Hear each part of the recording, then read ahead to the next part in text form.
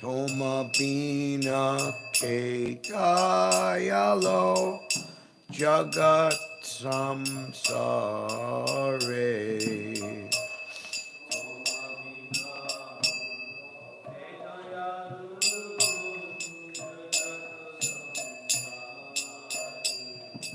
Atita Pavana Hetu Tava Avatara.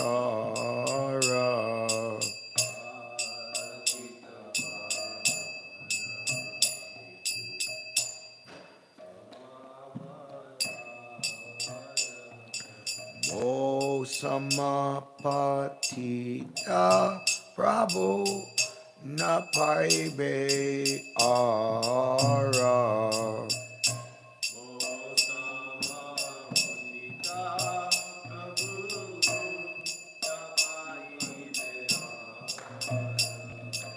Aha Prabhu Nityananda Premananda Sukhi.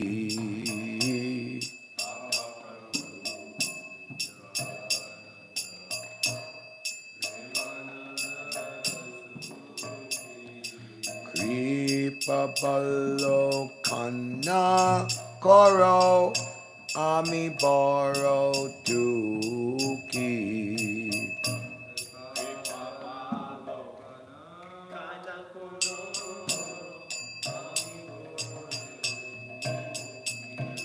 Toya Koro Sitapati Advaita Kosai.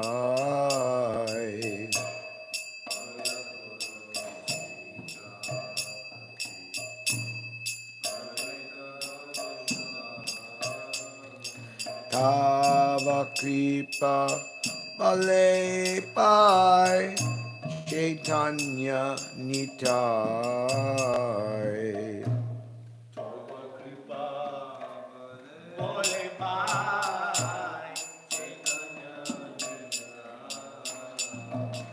Ha ha Swarup Sanatana Rupa Raghunata.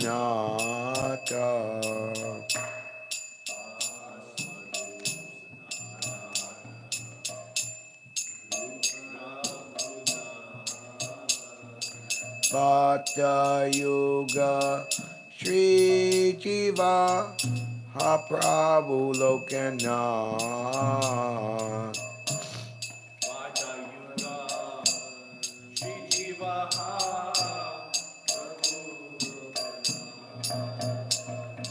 Doya Koro Shri Acharya Prabhu Srinivasa.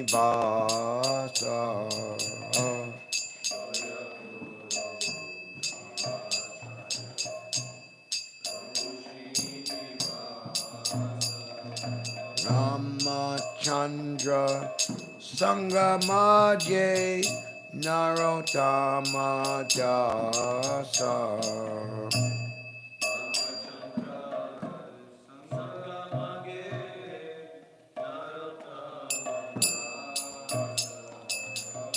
Shri Krishna Chaitanya Prabhu Daya Koro More.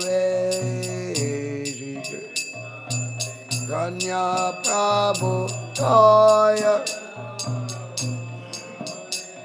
Shri Krishna Chaitanya Prabhu Daya Koro More.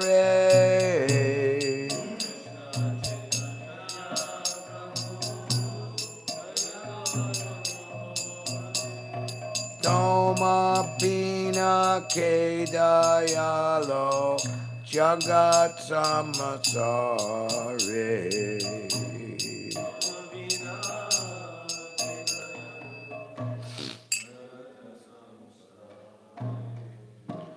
My dear Lord Chaitanya, please be merciful to me, because who can be more merciful than your Lordship within these three worlds? Your incarnation is just to reclaim the conditioned fallen souls, but I assure you that you will not find a greater fallen soul than me. Therefore, my claim is first. My dear Lord Nityananda, you are always joyful in spiritual bliss. Since you always appear very happy, I have come to you because I am most unhappy. If you kindly put your glance over me, then I may also become happy. My dear Advaita Prabhu, husband of Sita, you are so kind. Please be merciful to me. If you are kind to me, naturally, Lord Chaitanya and Nityananda will also be kind to me. O Svarup Damodar, personal secretary of Lord Chaitanya, O six Goswamis, O Sri Rupa Goswami, Sri Sanatan Goswami, Sri Raghunath Bhatta Goswami, Sri Gopal Bhatta Goswami, Sri Jiva Goswami, and Sri Raghunath Das Goswami. O Lokanath Goswami, my beloved spiritual master, Narottam Das also prays for your mercy. O Srinivasacharya, successor to the six Goswamis, please be merciful to me. Narottam Das always desires the company of Ramachandra Chakravarti.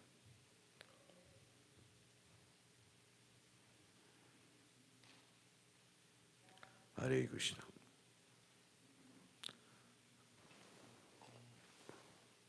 Thank you very much. Could I have my water bottle over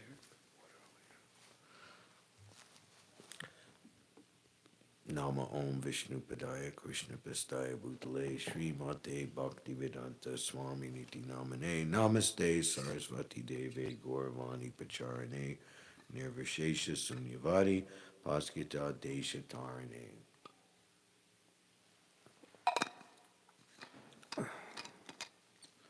Vanchakalpa Tarubhyas Cha Kripa Sindubhya Eva Cha Patitanam Pavanebhyo Vaishnavebhyo Namo Namaha.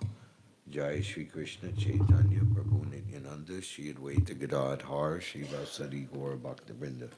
Hare Krishna Krishna Krishna Hare Hare Hare Rama Rama Rama Hare Hare. We're reading from the Sri Caitanya-caritāmṛta chapter of the Ādi-līlā 1, the spiritual masters, and beginning on verse number what? 82.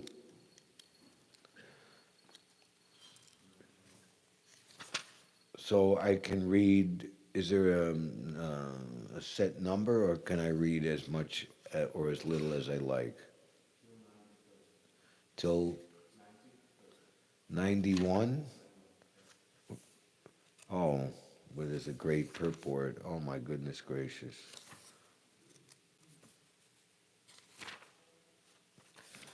It's very ambitious. Okay. So what do? We chant together one verse, which is the first verse, or should I just read? Just read. Bhakta Adi Krame Kaila Sabara Vandana Sabara Vandana Sarva Subera Karana. Now I have worshipped all various levels of devotees. Worshipping them is the source of all good fortune. To offer prayers to the Lord, one should first offer prayers to his devotees and associates. The intimate relationship between Krishna and his devotees, especially his pure devotees, is very, very exalted. It's truly the basis of everything, devotional service, relationship, Krishna Sambandha. So worshiping and respecting the devotees is on some levels, even more or taken by Krishna as more important than directly worshiping himself, or that he, Krishna, receives great pleasure and happiness in seeing his devotees honored, worshipped, adored, loved, respected, regarded, facilitated, etc.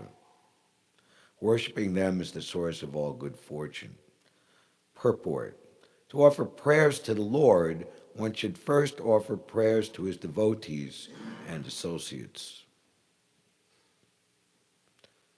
83. Pratama shloke kahi sammananya mangalacharana dvitya slokate kari vishesha vandana. In the first verse, I have invoked a general benediction, but in the second, I have prayed to the Lord in a particular form. Text 84. Vande Shri Krishna Chaitanya Nityanando Sodito Gododaye Pushpavanto Chitro Sando Tamo Nudo. I offer my respectful obeisances unto Sri Krishna Chaitanya and Lord Nityananda, who are like the sun and moon.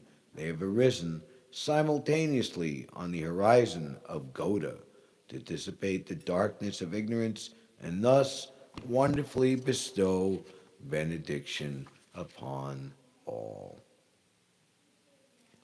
So this is a very wonderful verse which appeared at the beginning of the chapter. Srila Prabhupada was very intimately and minutely involved in the artwork that was prepared for his books, and he instructed that a beautiful painting of this verse be presented, and it shows Lord Chaitanya and Lord Nityananda seemingly appearing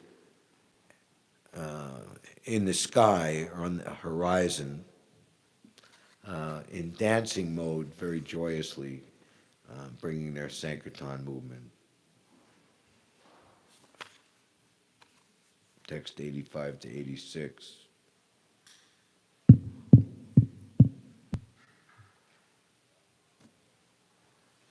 Braje ye vihara purve Krishna Balaram Koti Surya Chandrajini Donhara Nija Dhamma Se Dwi Jagater Haya Sadaya Goda Deshe Purva Shaile Karila Udaya.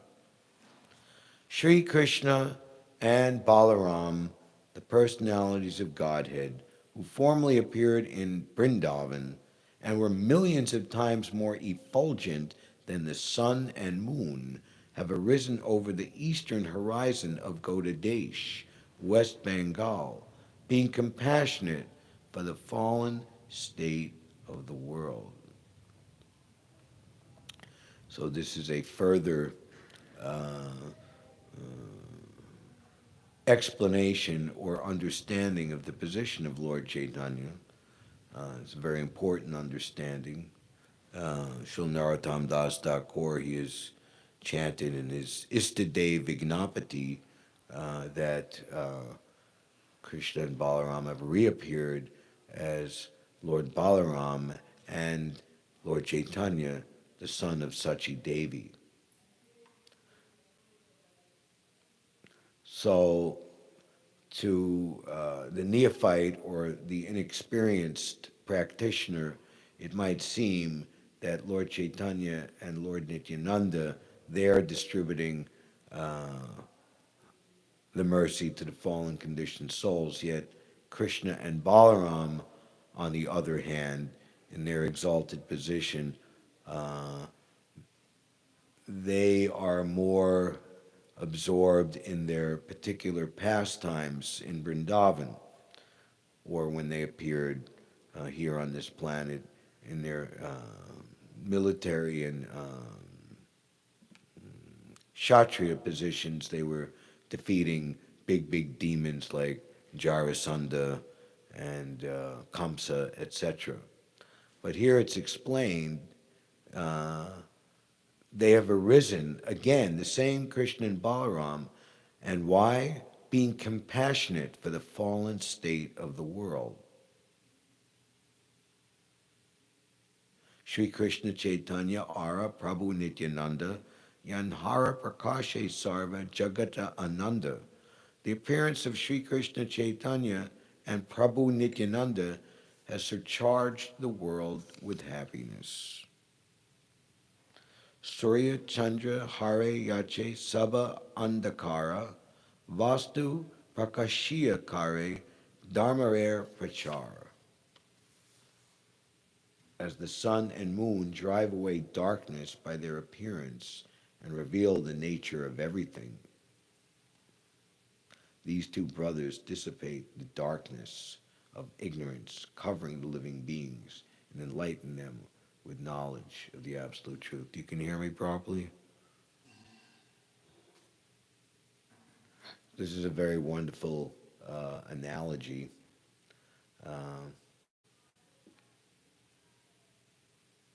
That in the darkness you cannot see properly, and trying to find your way invariably in darkness will create a fearful state filled with anxiety. But then, what is that saying? It's always darkest before the dawn. So, as soon as the sun appears, or even the moon, especially the full moon, then everything becomes very, very wonderful. You can see things in their proper perspective. And especially the sun and the moon, they have unique qualities in bestowal of light and illumination. Srila Prabhupada says that after working very hard in the daytime, one can become refreshed by the cooling, soothing light of the full moon. We glorify Lord Nityananda, who's more soothing than millions upon millions of moons. Koti Chandra, Shushitala. So that light is the enlightenment with knowledge of the absolute truth. Srila Prabhupada in 1968, on the disappearance day of his spiritual master, he implored his young disciples, the movement, in the Prabhupada's own words at that time, December 1968, had just gained a bit of a foothold. People are suffering for want of this movement. They're suffering for want of this knowledge. You should try to push it on. These two brothers dissipate the darkness of ignorance covering the living beings and enlighten them with knowledge of the absolute truth. Ajnana tamara nama kaitava dharma artha kama moksha vancha adi sabha. The darkness of ignorance is called kaitava, the way of cheating, which begins with religiosity, economic development, sense gratification, and liberation. Darkness around all untrace, the only hope, your divine grace. So darkness, turn on that light, I can't see. Flick on the switch. Okay, the problem is solved. Or too many people are running appliances and it knocks the circuit breaker, and we have to come stumbling in the darkness to the switchboard and find the right switch and turn it on. So the darkness of ignorance, here it is defined what that darkness is. Kaitava, the way of cheating. One of Srila Bhaktisiddhanta Saraswati Thakur's last instructions was that it is a mistake to consider anyone a non-devotee. This is on one level of definition. Because everyone is part and parcel of the Godhead of Krishna, and their actual identity is a devotee. It is our job only to wake them up and enlighten them to their actual potential. And Prabhupada has said, when one declares himself to be a non-devotee, atheist, even agnostic, it is understood that such a person is not in a sane condition of mind. I envy no one, I'm not partial to anyone, but one who renders service to me is in me and is a friend, and is like that. So Prabhupada says how living entities in their pure state are called devotees. So anything short of being a devotee is cheating. You're ultimately, you think you're cheating Krishna, but you're actually cheating yourself. So now this leads us to a great verse for today. As we were saying some time ago, the Caitanya-caritāmṛta, among so much wonderful blessing and facility, gives us an opportunity to receive Prabhupada's purport to important verses that have appeared elsewhere in Vaishnava scripture that he's commented on, especially Bhagavad Gita and Srimad Bhagavatam. Of course, Srila Prabhupada commented on this verse, Bhagavatam, first canto, first chapter, second verse, way back in 1962, when he compiled the first canto, part 1. So here, Srila Prabhupada, some 10 years later, 1972, is representing the Srimad Bhagavatam, this verse. So let us hear and worship and respect this verse for today, 91.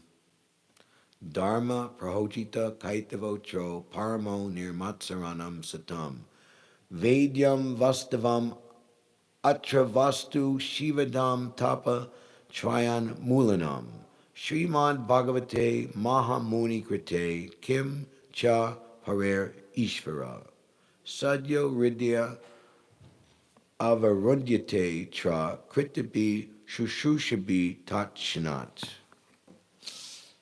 The great scripture Srimad Bhagavatam, compiled by Mahamuni Vyasadeva from 4 original verses, describes the most elevated and kind-hearted devotees and completely rejects the cheating ways of materially motivated religiosity.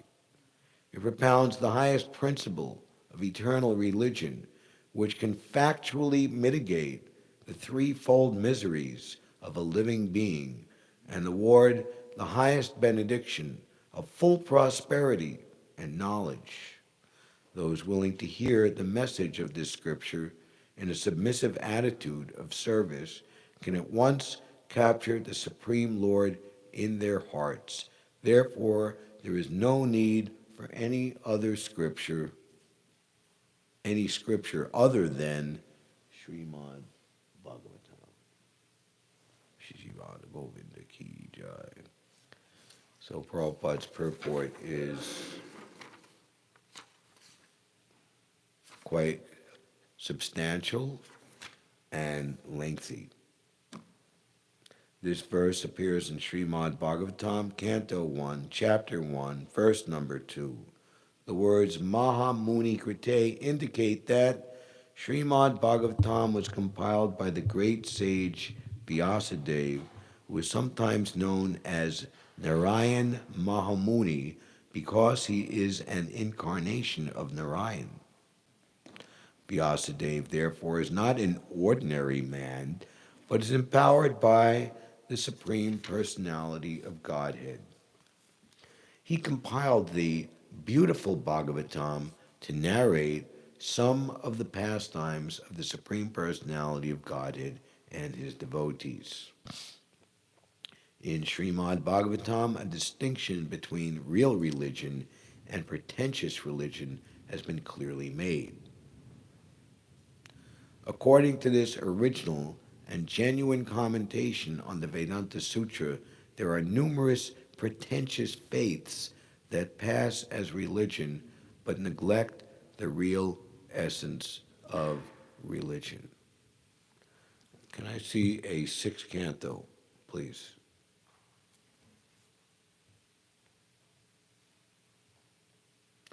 The real religion of a living being in his natural inborn quality is his natural inborn quality, whereas pretentious religion is a form of nescience that artificially, put it there, thank you, covers a living entity's pure consciousness under certain unfavorable conditions. Real religion lies dormant when artificial religion dominates from the mental plane. A living being can awaken this dormant religion by hearing with a pure heart. And Prabhupada's choice of words here is very, very nice. The real religion of a living being is his natural inborn quality, whereas pretentious religion is a form of nescience that artificially covers a living entity's pure consciousness under certain unfavorable conditions.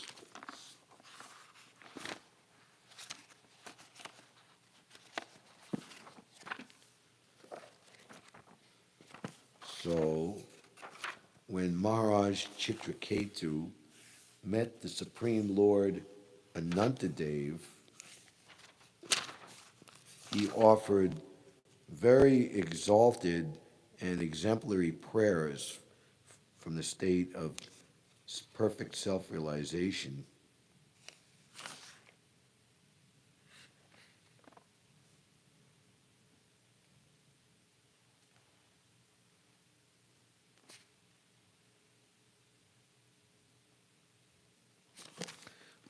And Prabhupada even instructed in the chapter summary a very nice description. Low-class religious systems are full of envy. So let's take a little sample.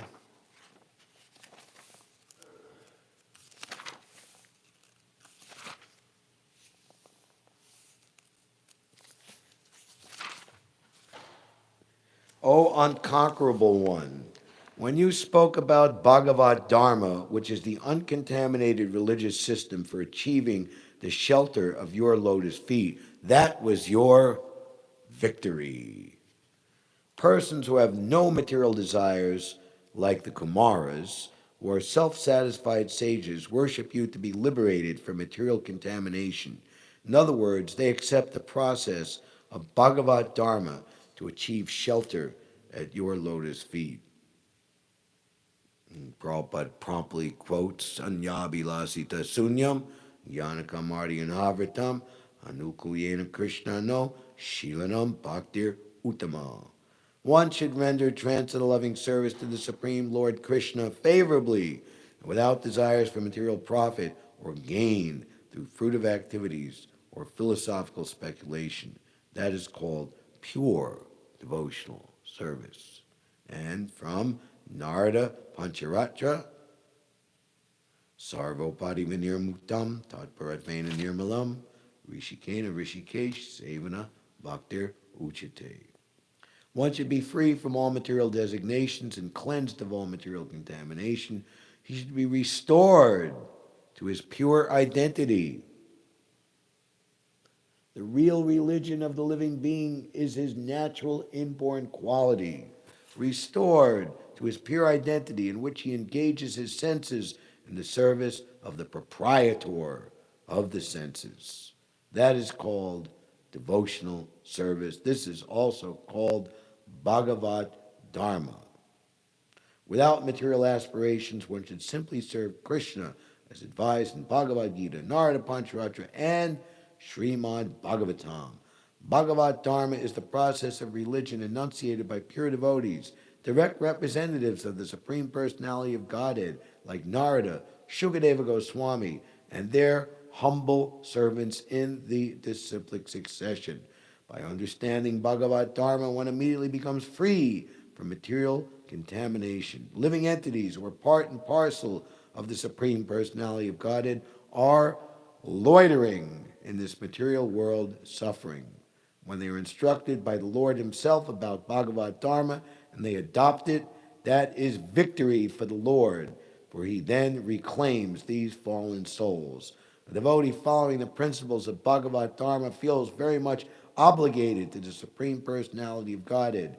He can understand the difference between life without Bhagavat Dharma and life with Bhagavat Dharma, and thus he ever remains obliged to the Lord.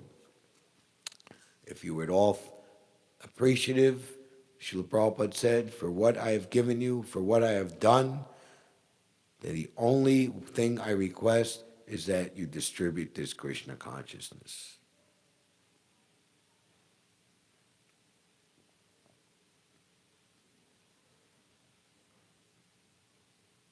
Taking to Krishna consciousness and bringing fallen souls to Krishna consciousness is victory for the Lord.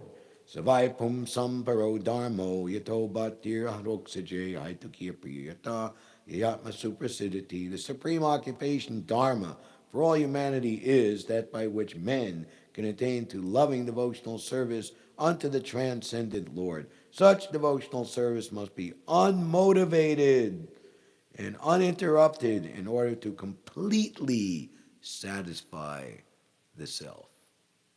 When Lord Chaitanya was cleansing the Gundicha temple, he showed in the most exemplary way, certainly as the Supreme Personality of Godhead, how to completely remove all the dust, straw, dirt, all of the material desires, all the contaminations that will simply disturb the Lord from sitting very nicely in the very clean place of our heart.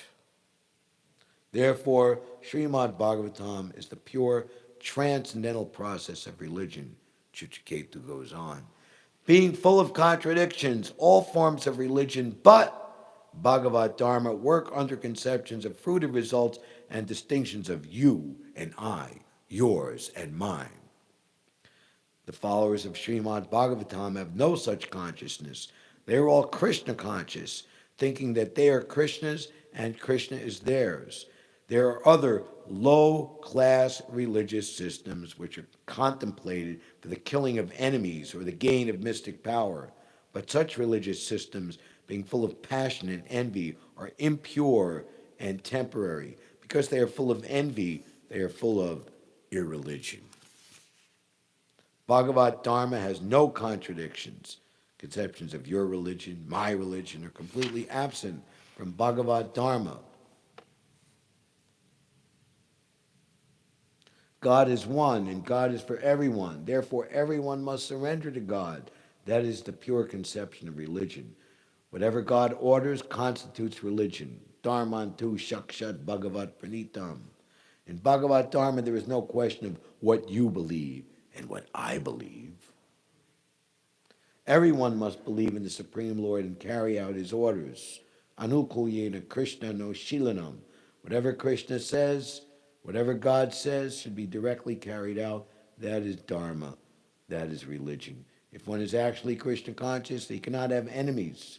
Since his only engagement is to induce others to surrender to Krishna or God, how can he have enemies? If one advocates the Hindu religion, the Muslim religion, the Christian religion, this religion or that religion, there will be conflicts.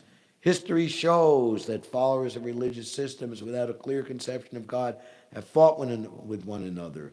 There are many instances of this in human history, but systems of religion that do not concentrate upon service to the Supreme are temporary and cannot last for long because they are full of envy. There are many activities directed against such religious systems, and therefore one must give up the idea of my belief and your belief. Everyone should believe in God and surrender unto Him. This is Bhagavad Dharma. Caitanya continues. How can a religious system that produces envy of oneself and of others be beneficial for oneself or for them? What is auspicious about following such a system? What is actually to be gained? By causing pain to one's own self due to self-envy, and by causing pain to others, one arouses your anger and practices irreligion. My dear Lord, one's occupational duty is instructed in Srimad Bhagavatam and Bhagavad Gita according to your point of view. Chapter 9, second canto, answers by citing the Lord's version, which never deviates from the highest goal of life. Those who follow their occupational duties under your supervision, being equal to all living entities, moving and non-moving, and not considering high and low, are called Aryans. Such Aryans worship you, the Supreme Personality of Godhead.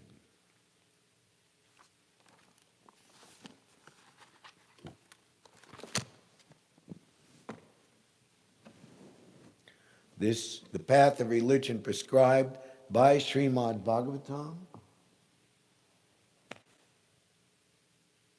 is different from all forms of imperfect religiosity. Religion can be considered in the following three divisions. 1, the path of fruitive work. 2, the path of knowledge and mystic powers. And 3, the path of worship and devotional service. The path of fruitive work, karma-kanda, even when decorated by religious ceremonies, meant to elevate one's material condition, is a cheating process because it can never enable one to gain relief from material existence and achieve the highest goal. A living entity perpetually struggles hard to rid himself of the pangs of material existence, but the path of fruitive work leads him to either temporary happiness or temporary distress in material existence. It does not one does not escape the Ferris wheel of good karma and bad karma, going up and down, up and down.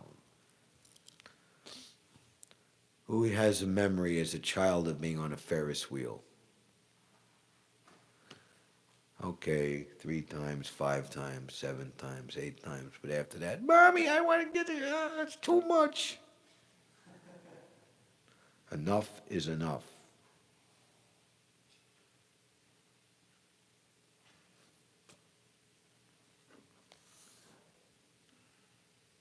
By pious work, one is placed in a position where he can temporarily feel material happiness, whereas vicious activities lead him to a distressful position of material want and scarcity. However, even if one is put into the most perfect situation of material happiness, he cannot in that way become free from the pangs of birth, death, old age, and disease. So this is actually quite common sense. And as remarked by Maharaj Yudhishthir to the disguised Yamaraj, the most wonderful thing in the world is that everyone is dying. And somehow we think, somehow I'll be the exception.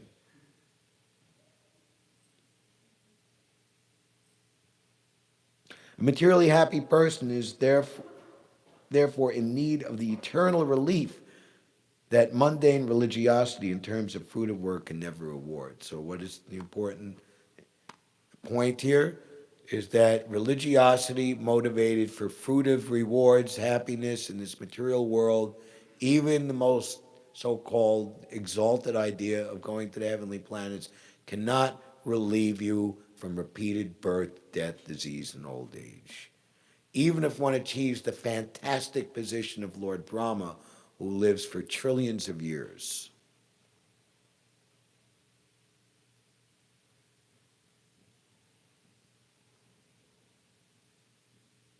The path of the culture of knowledge, jnana marg, and of mystic powers, yoga marg, are equally hazardous. For one does not know where one will go by following these uncertain methods. An empiric philosopher in search of spiritual knowledge may endeavor most laboriously for many, many births in mental speculation, but unless and until he reaches the stage of the purest quality of goodness, in other words, until he transcends the plane of material speculation, it is not possible for him to know that everything emanates from the personality of Godhead Vasudeva.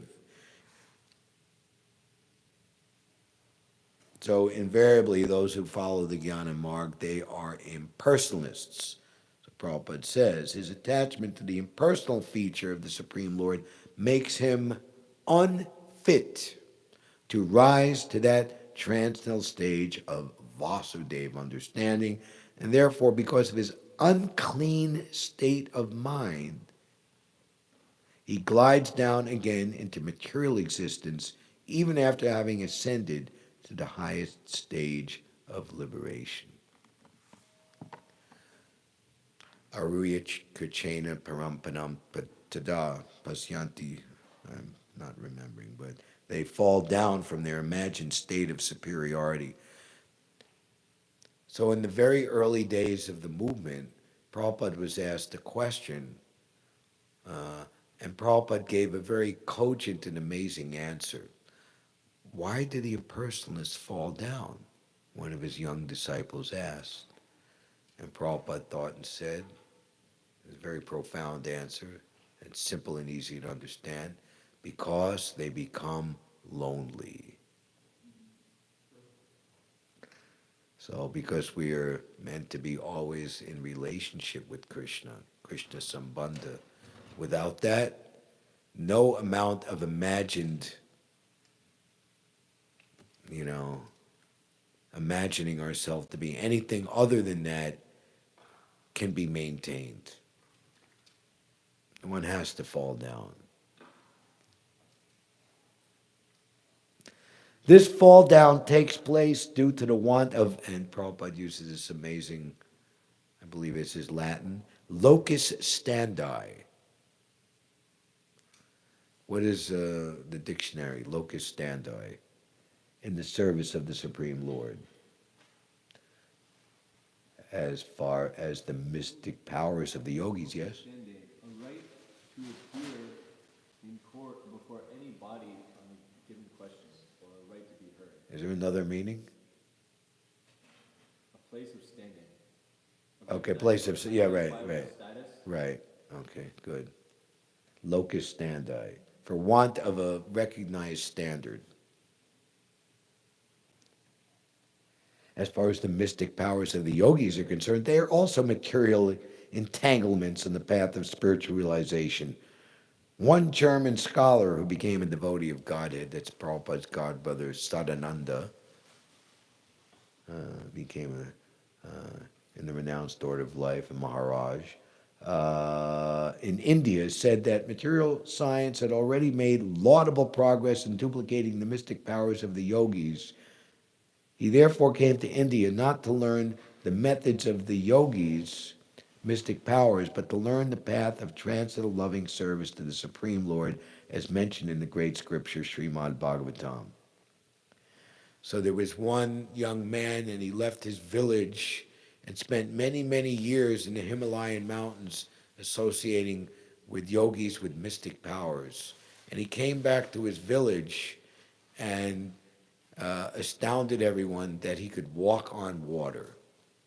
And one elder of the village scoffed at this and said, "You've spent all these years and all this effort to do this, and I can do the same thing by paying the boatman 2 pice to cross the river."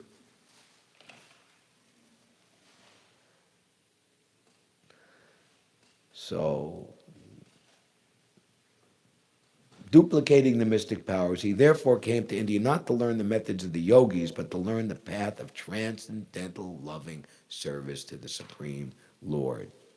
We see in in the activities of Maharaj Ambarish and Durvasa Muni that he surpassed this great mystic yogi Durvasa Muni, who created this horrible fire-breathing demon that was meant to destroy Maharaj Ambarish. But even without even thinking about it, the Sudarshan Chakra, the ultimate weapon of the Supreme Lord, came and immediately destroyed this demon and chased the mystic yogi Durvasa Muni all over the universe.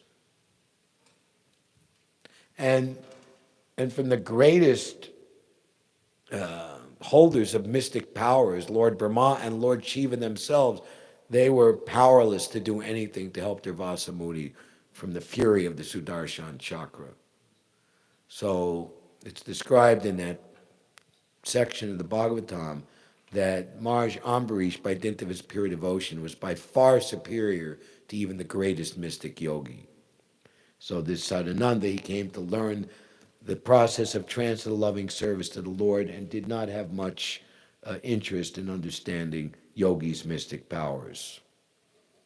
Mystic powers can make a yogi materially powerful and thus give temporary relief from the miseries of birth, death, old age, and disease, as other material sciences can also do. But such mystic powers can never be a permanent source of relief from these miseries. Therefore, according to the Bhagavat school, the path of religiosity is also a method of cheating.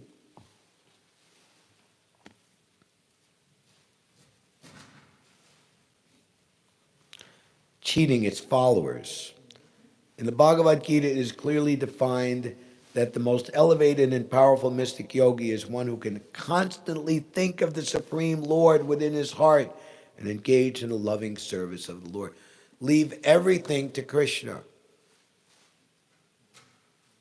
Durvasa Muni so much enraptured in his loving relationship with Krishna that he stood fixed in his position. And when begged by Durvasa Muni for forgiveness, he was overcome with humility. He was greatly embarrassed. Wasn't even thinking, okay, Krishna, help me out here, and, look at this Durvasa Muni did this. Do something, Krishna, to really,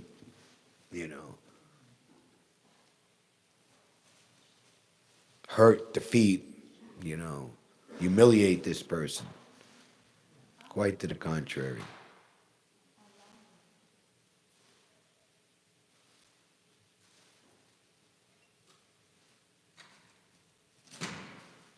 The path of worship of the innumerable devas or administrative demigods is still more hazardous. Wow. And uncertain than the above-mentioned processes of karma-kanda and jnana-kanda. This system of worshiping many gods such as Durga, Shiva, Ganesh, Surya, and the impersonal Vishnu form is accepted by persons who have been blinded by an intense desire for sense gratification. When properly executed in terms of the rites mentioned in the Shastras, which are now very difficult to perform in this age of want and scarcity. Here's another definition of Kali Yuga, the age of quarrel, the age of deterioration, the age of want and scarcity. Welcome. The age of want and scarcity.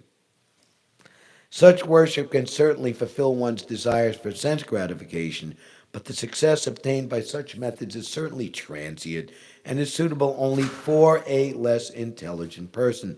That is the verdict of the Bhagavad Gita. No sane man should be satisfied by such temporary benefits. None of the above-mentioned three religious paths can deliver a person from the threefold miseries of material existence, namely, miseries caused by the body and mind, miseries caused by other living entities, and miseries caused by the demigods. The process of religion described in Srimad Bhagavatam, however, is able to give its followers permanent relief from the threefold miseries. The Bhagavatam describes the highest religious form, reinstatement of the living entity in his original position of transcendental loving service to the Supreme Lord, which is free from the infections of desires for sense gratification, fruitive work, and the culture of knowledge with the aim of merging into the Absolute to become one with the Supreme Lord. Any process of religiosity based on sense gratification, gross or subtle, must be considered a pretentious religion because it is unable to give perpetual protection to its followers. The word prahojita is significant. Pra means complete, and ujita indicates rejection.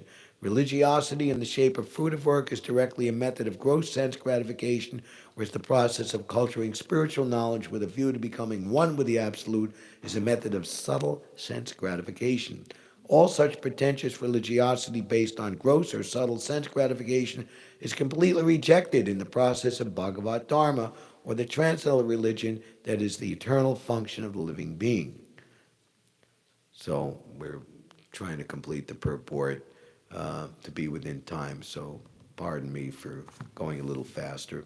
Bhagavat Dharma, or the religious principle described in Srimad Bhagavatam, of which the Bhagavad Gita is a preliminary study, is meant for liberated persons of the highest order who attribute very little value to the sense gratification of pretentious religiosity.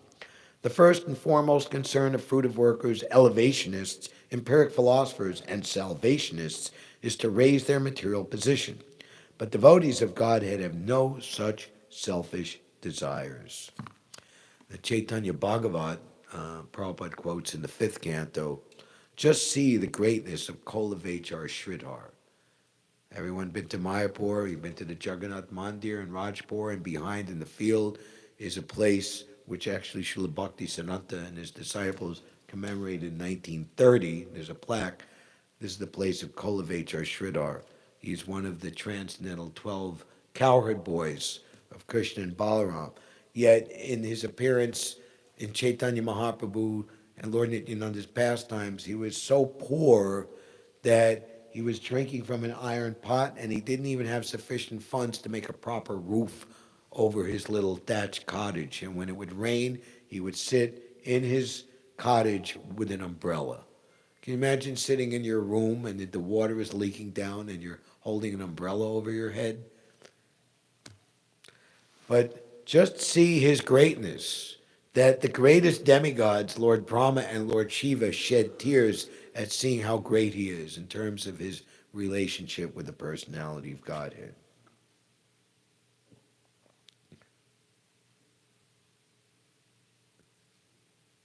But devotees of Godhead have no such selfish desires to raise their material position. They serve the Supreme Lord only for his satisfaction. Sri Arjuna, wanting to satisfy his senses by becoming a so-called non-violent and pious man, at first decided not to fight, but when he was fully situated in the principles of Bhagavat Dharma, culminating in complete surrender unto the will of the Supreme Lord, he changed his decision and agreed to fight for the satisfaction of the Supreme Lord. He then said, Nasto mohas matir loba, tvat prasadan mayachuta, stito smi gata sandeha, karishe vachanam tava. My dear Krishna, O infallible one, my illusion is now gone. I have now regained my memory by your mercy. I am now firm and free from doubt and prepared to act according to your instructions. Bhagavad Gita 1873. It is the constitutional position of the living entity to be situated in this pure consciousness. Any so-called religious process that interferes with this unadulterated spiritual position of the living being must therefore be considered a pretentious process of religiosity. The real form of religion is spontaneous, loving service to Godhead. This relationship of the living being with the absolute personality of Godhead in service is eternal. The personality of Godhead is described as Vastu, or the substance, and the living entities are described as the Vatsavas, Vastavas, or the innumerable samples of the substance in relative existence. The relationship of these substantive portions with the supreme substance can never be annihilated, for it is an eternal quality inherent in the living being. By contact with material nature, the living entities exhibit varied symptoms of the disease of material consciousness. To cure this material disease is the supreme object of human life. The process that treats this disease is called Bhagavat Dharma, or Sanatana Dharma, real religion. This is described in the pages of Srimad Bhagavatam. Therefore, anyone who, because of his background of pious activities in previous lives, is anxious to hear Srimad Bhagavatam, immediately realizes the presence of the Supreme Lord within his heart and fulfills the mission of his life. Hare Krishna. So, as we have seen and as we have heard, as we were saying earlier, a wonderful opportunity again here to see Srila Prabhupada give a second purport to verses that he had done previously. And of course, in this case, first canto, part 1, Prabhupada composed and published in the early 1960s, 1962, I believe, but here, 10 years later, he again is giving a further purporting of the same verse, seemingly with 10 more years of experience, and by this time he had well established the International Society for Krishna Consciousness around the world, having many disciples, and Srimad Bhagavatam in and of itself had many further cantos had been published, so this is a wonderful opportunity to hear Srila Prabhupada again comment on this verse. Any questions or comments? Maharaj, would you like to add something?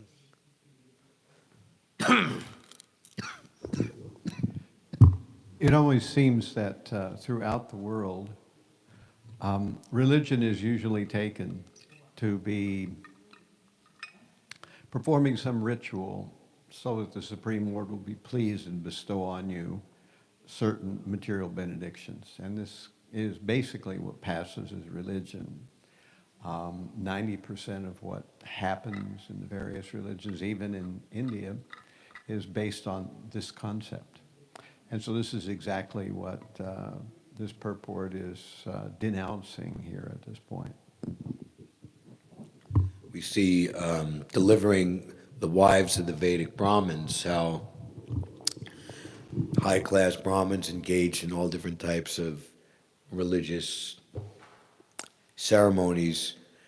They were so blinded and so much in ignorance that the Supreme Personality of Godhead personally comes himself, Krishna and Balaram, with their most intimate associates, and asks them for the most simple thing, which they can easily do. We are very hungry, O earthly gods. We are very hungry. We have not eaten. Please give us something to eat. Not only they didn't refuse. They didn't even acknowledge them. They're so puffed up and like. And then later, when we know the story, their wives were approached. They immediately became like compassionate in their heart. Oh, Krishna and Balaram are hungry, and what to speak of? Okay, we get some food, grab some crackers off the shelf, or they're here. But they just brought all elaborate foodstuffs as much as they possibly could. And of course, in this story, the Brahmins came to their senses and made the famous speech, "To hell with our, illustrious birth as Brahmins. To hell with our performing all the rules and regulations and all the, we fail to worship the Supreme Personality of Godhead." In that connection, I was thinking you said in the beginning of the class how all those souls are actually pure. They're all devotees in their original form. And I was thinking there's this nice pastime that I heard once about a Rakshasa who's around Govardhan. A Rakshasa he comes around Vrindavan. He's there, and he's like eating people. And this Brahmana happens to be walking around Govardhan Hill. He picks up a Govardhan Shila by chance, and he comes in contact with this Rakshasa on his way traveling out. And the Rakshasa goes to attack him. He just throws the Govardhan Shila at the Rakshasa.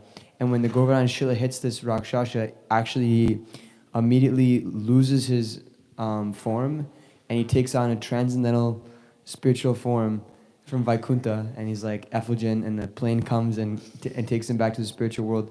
And we hear that he's been in hellish planets. He's had his whole past lives are described, and just by contacting a Govardhan Shila, he's completely restored to his original spiritual position. I wonder if you had any comment on that kind of thing. You want me to comment on that, Marge? I never heard that story. I need time to digest that. There are many stories like this where some bird devotees were watching, and there was a snake crawling, and the snake was about to bite them, but some bird came and grabbed the snake, and its tail touched Jamuna River, and as a result, immediately the snake turned into a devotee, and a similar thing that the Vaikuntha residents came and took him to the spiritual world, and the devotees were thinking, we've gone through all this difficulty, hand. We aren't Krishna conscious, but this snake who was actually just about to kill us has been taken back to the spiritual world. So of course the natural idea that comes into the mind is, how is this possible? Why? It seems unfair or something like that.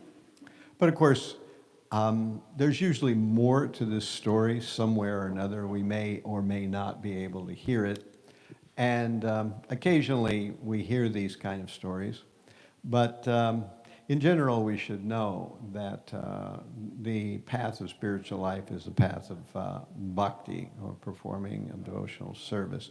If one is just humble, holds to that without considering any kind of profit or loss, gain or safety, ease or distress, that one will be gradually promoted to the truth, to the highest position.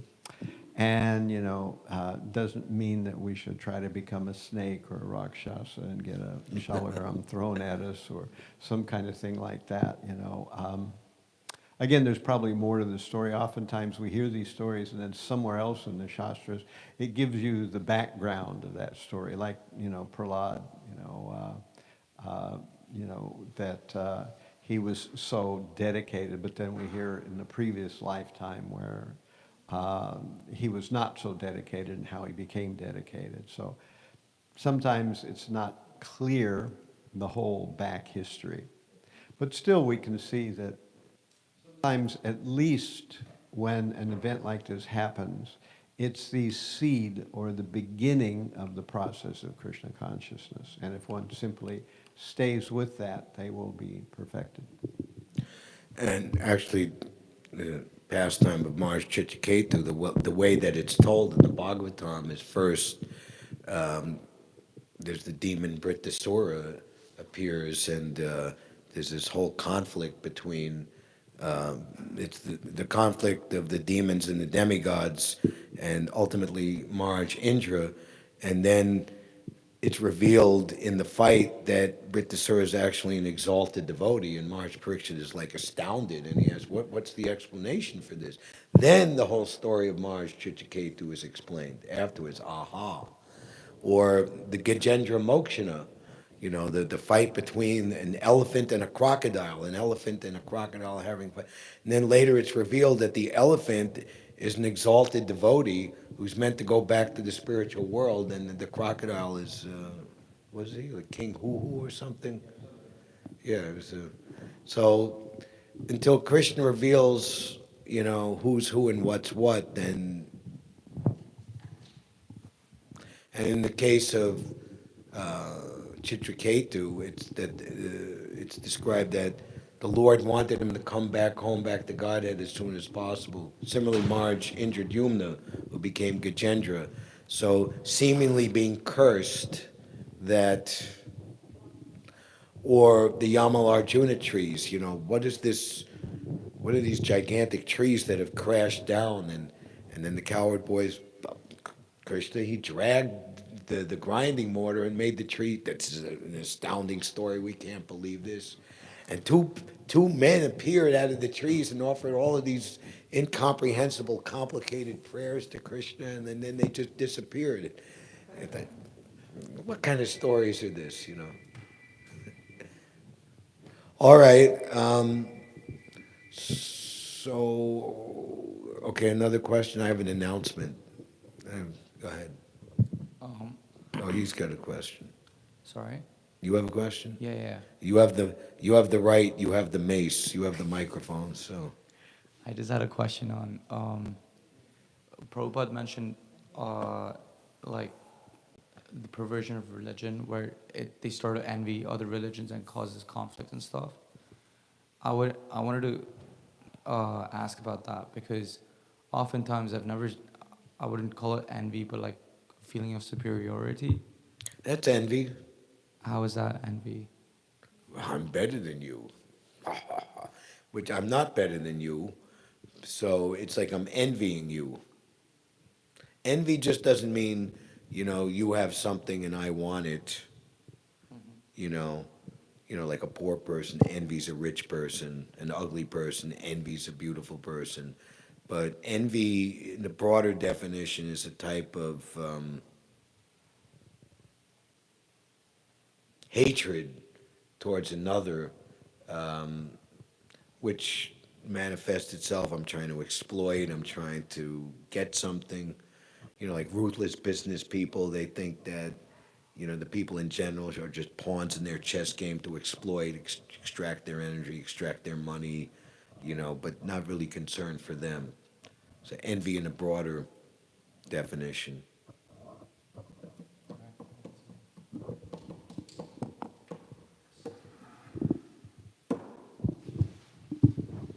Hi, Krishna Prabhu. I just had a comment. You were talking about Kulaveshwar Sridhar, and it reminds me. Okay. It reminds me of a pastime with Srishima Gaura Govinda Maharaj. Speak a little slower. Yeah, sorry. It reminds me of a pastime with His Holiness Gaura Govinda Swami, and there was a devotee who was coming to meet him, and he was doing his translations in Odisha or in Bhubaneswar when they were first building the temple. And he saw that he was like appalled. There was like nothing in this hut that he was living in. And there was rain leaking in all over the hut. And Maharaj was holding an umbrella over his one little metal chest that he had. And he was doing translations, and he was holding an umbrella over himself while he was doing the translations. So the devotee was just like so amazed and bewildered by seeing Maharaj's simplicity and austerity. I also had a question. Can I comment yes, on that? Please. Srila Prabhupada, Buri John tells the story that Prabhupada came to Hong Kong, which is materially one of the most opulent cities in the, and let's say materialistic cities in the world. The people are very materialistic. So Buri John arranged that Prabhupada have a press conference in the Hong Kong Hilton, in the most exalted hotel in the best suite. And, invariably the reporters are like, isn't Krishna consciousness based on asceticism, and why are you living in, in such a rich hotel room? And Prabhupada said, for me, I'd be content to live under a tree. But if we invited you all to come and visit me under a tree, would you come? And that was the end of the discussion. And Prabhupada remarked on staying on the Bhubaneswar land in late January, early February 1977, when there was nothing except that's like, said, this is even more appealing to me than living in Western opulence. And that gave Gaura Govinda Maharaj great, of course he's already on an exalted platform, but understanding Prabhupada's, he was able to go through those many, many years and decades required to ultimately establish that yatra, and also complete his task of translating Prabhupada's books into Oriyan. Okay. I also had a question, I guess a little similar to Harshal's question. We see very commonly in devotee practice, we talk a lot about saving others. And here in Prabhupada's purport, he's saying the first and foremost concern of fruitive workers, elevationists, empiric philosophers, and salvationists is to raise their material position. Yeah. But devotees of Godhead have no such selfish desires. So, it's kind of a thin line of this idea between playing the role of a salvationist and being a devotee. So maybe if you can help me understand what it actually means, like, Well, how do we salvation decipher that is based on impersonalism ultimately.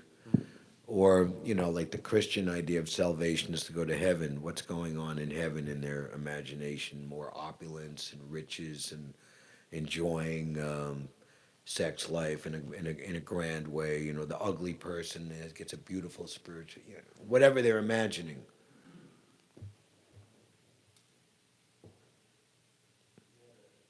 If a devotee, he's I forgot who, one of Prabhupada's disciples in the Prabhupada memories. I wanted to ask Prabhupada a question, and I just came out with something, and it was stupid. It said, Prabhupada, is Krishna consciousness preached in the hellish planets? And they were in London, and Prabhupada's answer to that was, guess what? Is London not a hellish planet?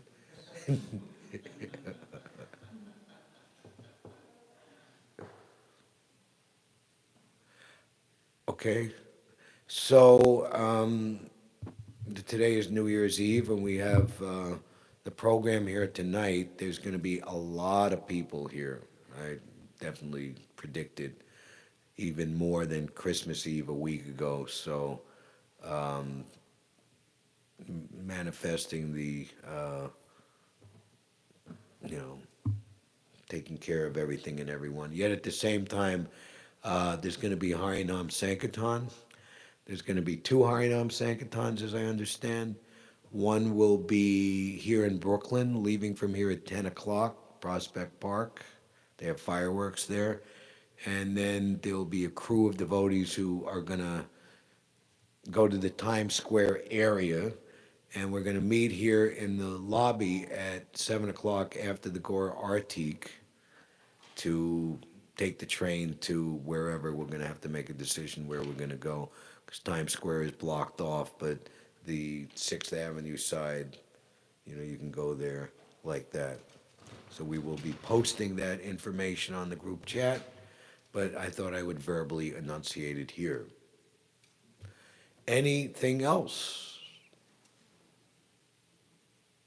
Hare Krishna. Thank you very much. Shri Caitanya-caritāmṛta ki jai. Grantaraj Sriman Bhagavatam ki jai. Srila Prabhupada ki jai. Shri Shri Radha Govinda ki jai. Nitai Gaur Premanandi Hari Bol.